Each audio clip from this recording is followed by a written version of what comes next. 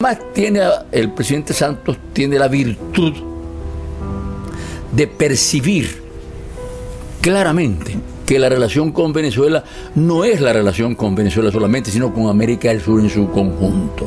Ya había despegado UNASUR, claro. Ya se estaba hablando incluso de un movimiento mayor que termina con la comunidad de estados latinoamericanos y caribeños. De manera que no se quiso quedar aislado. Voy a hacer me voy a extender un poco en este punto, porque lo mismo pasó con Chile, lo mismo pasó con Perú. Entonces, dar ese paso fue la base de la estabilidad también de confrontación con la FARC. Entremos a la FARC. ¿Qué significa este diálogo con la FARC? Significa echar para atrás toda la campaña mediática contra la FARC. Criminales, bandidos, ladrones, terroristas, narcotraficantes, todo eso se viene para abajo. Y entonces emergen frente al imaginario popular unas FARC que tienen una dirigencia con una capacidad política, con un conocimiento objetivo de su país. Hay que leer el discurso de Iván Márquez en Oslo para darse cuenta de los planteamientos que está haciendo la FARC. Y ese es el último punto que quiero subrayar. Aquí no se trata de una paz por la paz, de una paz por dejar los fusiles. Aquí se trata de una paz que implique un salto cualitativo en el desarrollo socioeconómico de Colombia.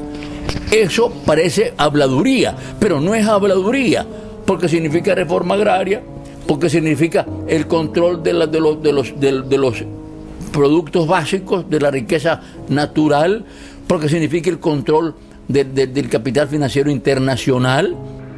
Entonces estamos hablando de dar un salto cualitativo en la organización social del Estado.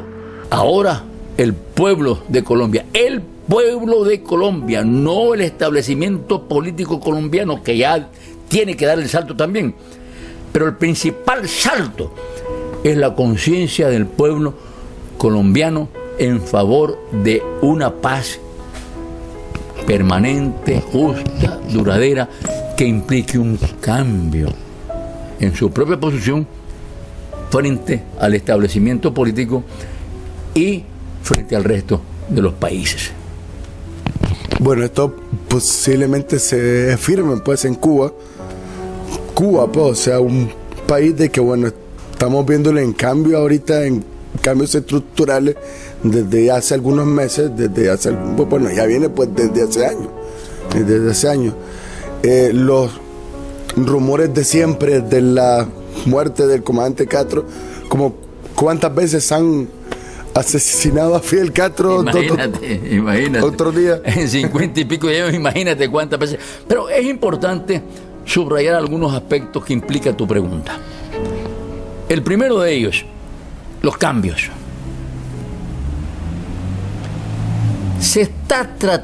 La derecha está tratando, mejor dicho, para hablar con propiedad, la derecha está tratando de decir que estos cambios son cambios favorables a la derecha. Sí. Y está tratando de decir que son cambios actuales. La historia no es así. Ninguna historia se inicia desde un punto muerto.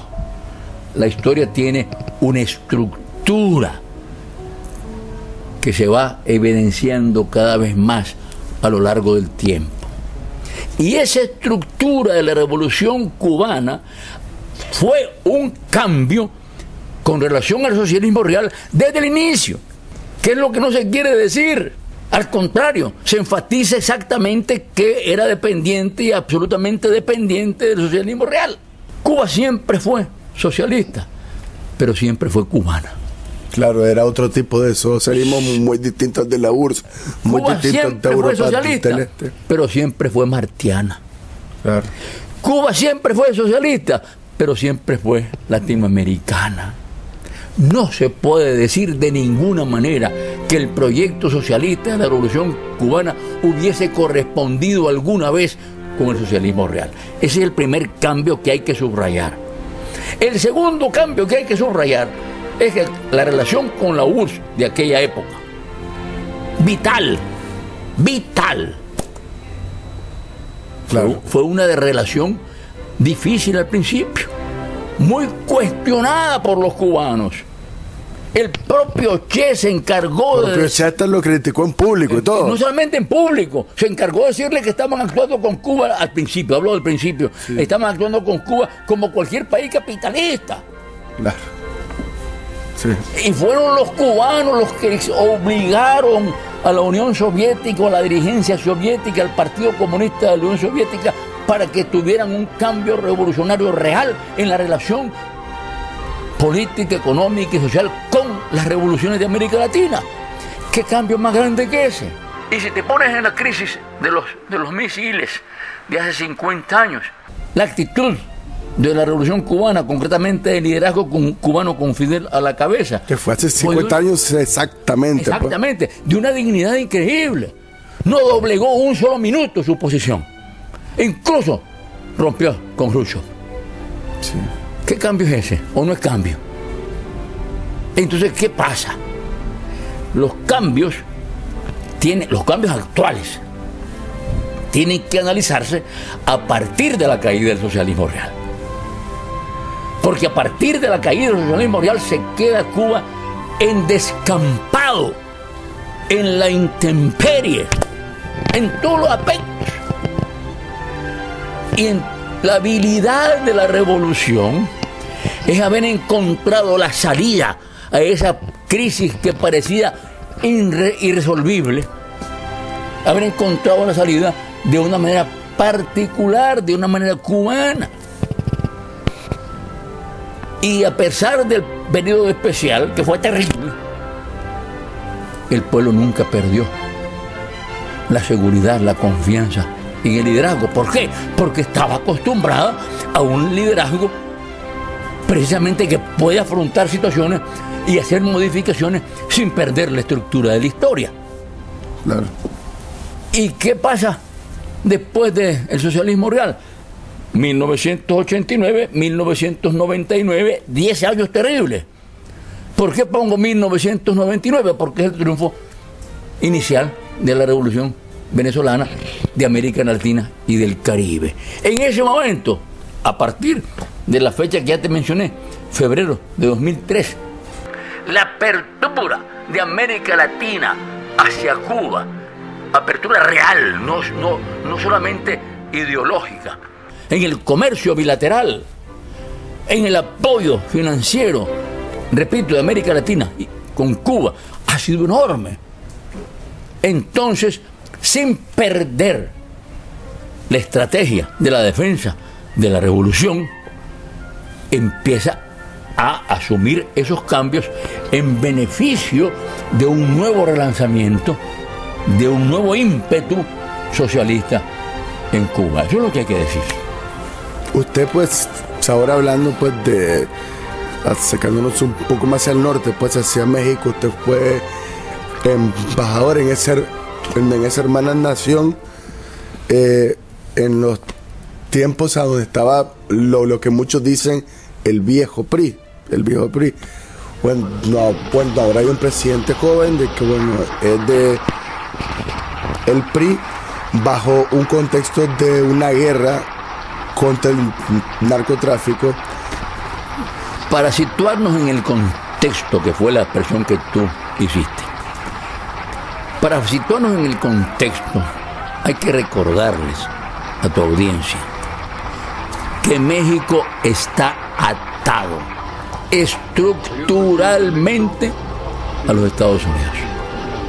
Después de la firma del tratado, del famoso TLC-CAN, el Tratado de Libre Comercio de América del Norte, México está atado. ¿Se puede romper esa atadura? Sí se puede romper. ¿Se puede romper esa atadura en condiciones de la estabilidad actual? No se puede romper. ¿Qué quiere decir? Que se requeriría una revolución profunda para que se rompiera. Bueno, ese es un elemento objetivo. Otro elemento objetivo: la lucha contra el crimen organizado. La lucha contra el crimen organizado se ve solamente desde la perspectiva interna de México. Eso es lo que proyecta al imaginario del sur el propio gobierno mexicano actual. Pero la lucha contra el crimen organizado tiene una dimensión mucho mayor, que son los propios Estados Unidos, en 2 o 3 aspectos. Claro. Primer aspecto: el narcotráfico, el tráfico de armas.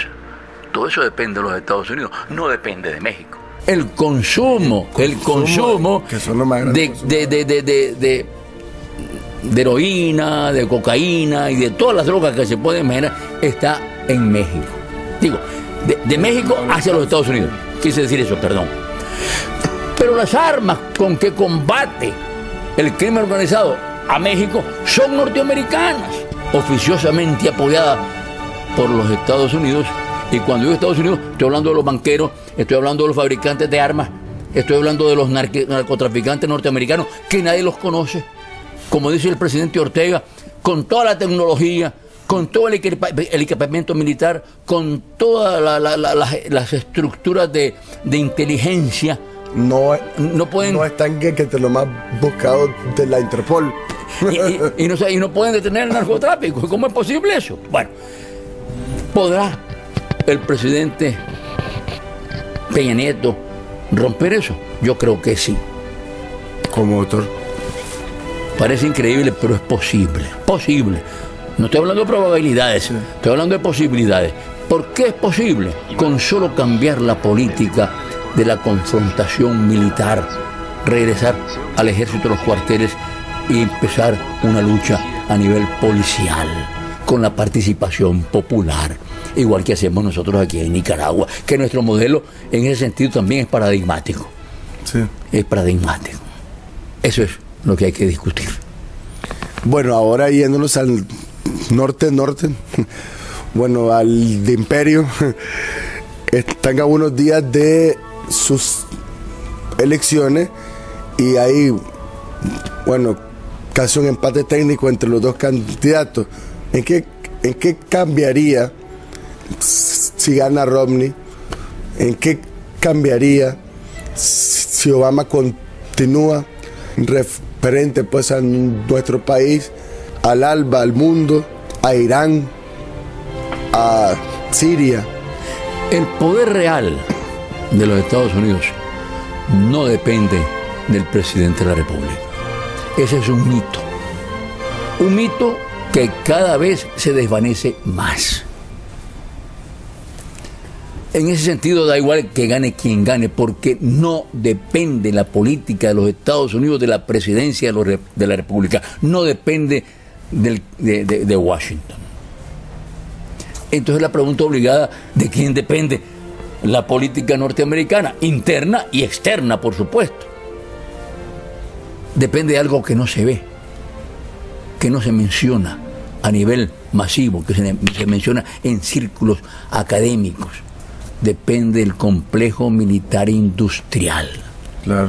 Y depende de la estructura financiera especulativa